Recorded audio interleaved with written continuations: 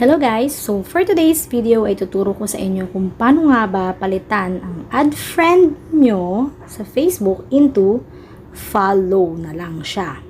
So stay tuned until the end of this video para wala kayong ma-miss na kahit anong information.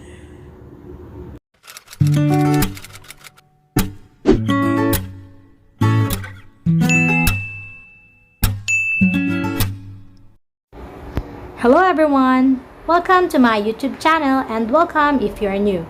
This is Dana from the DCA channel kung saan nag-share po ako ng mga iba't ibang video tutorials gaya na lamang po ng aking isi-share ngayon.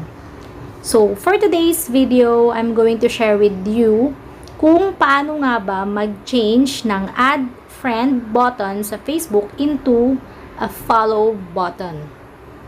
So stay tuned until the end of this video para wala kayong ma-miss na kahit isang steps.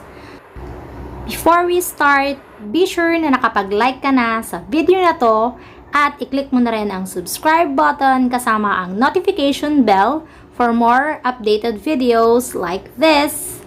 So, without further ado, let's go na sa aking cellphone screen and let's start!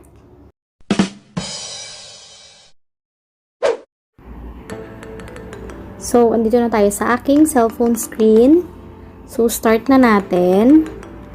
I-click nyo yung Facebook apps nyo. And then, go to your profile.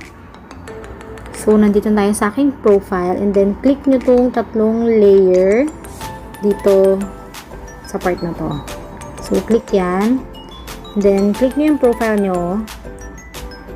Then, makikita nyo dito sa profile ko, yung nakalagay is add to story or add as friend yan kung isa. So, gagawin natin ngayon is, gagawin natin follow na lang yung nakalagay dito. So, let's start. Click nyo yung tatlong dot dito sa side. And then, click view privacy shortcuts. So, dito, nasa privacy tayo, and then, click natin yung see more privacy settings. So, dito, nandito yung account, yung ating account, yung preferences, yung audience visibility. So, dito tayo, audience and visibility. So, click natin tong how people find and contact you. So, press nyo yan. And then, makikita nyo dito, nandito yung who can send you friend request, who can see your friend list, who can look you up using this email address you provided, who can look you up using the phone number you provided, and do you want search engines outside of Facebook to link to your profile? So, syempre, wala yung kinalaman. Yung apat na to, walang kinalaman. So, dito lang tayo sa who can send you friend request. So, click na to. So, as you can see guys, nakikita nyo is naka-everyone yung aking who can send you friend request. So, ngayon, i-click natin tong friends of friends. So, click natin yan. And then, back natin. At titignan na natin sa ating profile kung effective nga ba itong ginawa natin. So, let's go back. Back. So, back pa. Back pa natin. And then, back. So, andito tayo sa ating profile. So, pindutin ulit natin tong 3 layers. And then, view us. Click natin tong view us. So, ngayon, naka-follow na lang siya guys. So, effective yung ginawa nating procedure on how to change this into follow. So, exit view na natin siya. And back. So, ayan. So, ngayon, syempre, gusto nyong ibalik din ulit yun sa dati. So,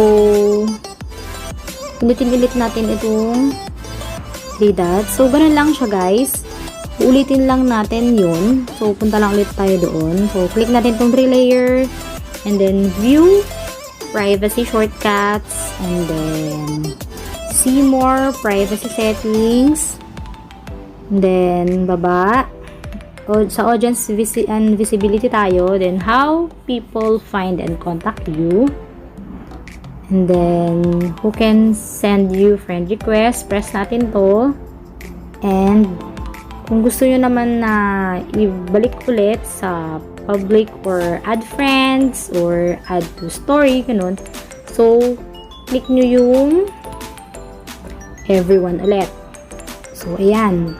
So, naklik na yan. Back ulit natin. Back. Back. So, back. So, press natin itong view as. So, ayan. Add friend na ulit. Diba? Ganun lang kadali guys. So, ganun lang kadali ang iset ng follow or unfriend.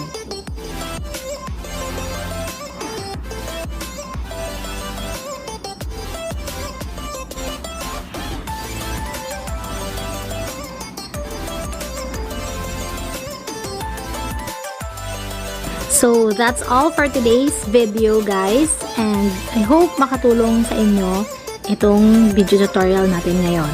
So, if you have any suggestion, just comment down below po.